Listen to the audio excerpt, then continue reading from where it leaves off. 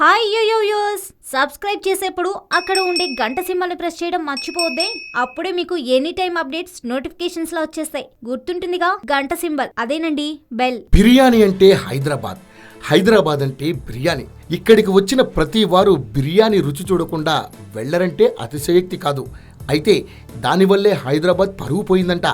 నిజాం రాజుల కాలం నుంచి హైదరాబాద్కు ప్రపంచ స్థాయి గౌరవం కల్పించిన చిహ్నాలు రెండు. అవి చార్మినార్, బిర్యానీ. చార్మినార్ హైదరాబాద్లో ఉంది అంటే ప్రపంచమంతా నమ్ముతుంది. అలాగే అసలు సిసలైన బిర్యానీ ఎక్కడుంది అంటే కూడా హైదరాబాద్ కేసే చూపుతారు.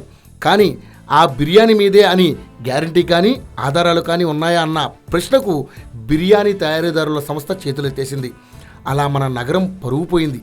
ఈ సమస్య ఎక్కడ బయలుదేరిందంటే హైదరాబాద్ బిర్యానీకి జియోగ్రాఫికల్ ఇండికేషన్ గుర్తింపు ఇవ్వాలని కోరుతూ హైదరాబాద్లోని దక్కన్ బిర్యానీ మేకర్స్ అసోసియేషన్ దరఖాస్తు చేసింది. కానీ అసలు హైదరాబాద్ బిర్యానీ ఇక్కడదే అని చెప్పడానికి చారిత్రక ఆధారాలు ఏవీ లేవని పేర్కొంటూ చెన్నైలోని జియోగ్రాఫికల్ ఇండికేషన్ రిజిస్ట్రీ గుర్తింపు ఇవ్వడానికి తిరస్కరించింది. నిజాం రాజుల వంటశాల నుంచి బిర్యానీ సామాన్యుని చెంతకు చేరిందని హైదరాబాద్లో కథలుగా చెబుతుంటారు. అయినా సరే దానికి ఆధారాలు చూపలేకపోయారు. బిర్యానీ మనదే కావచ్చు, కానీ దాని చరిత్రకు సంబంధించిన ఆధారాలు చూపమంటే ఎలా చూపుతాం?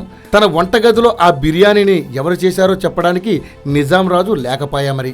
కాబట్టి ఈ బిర్యానీ తమది అని చెప్పుకునే ఘనత హైదరాబాద్కు లేకుండా పోయింది.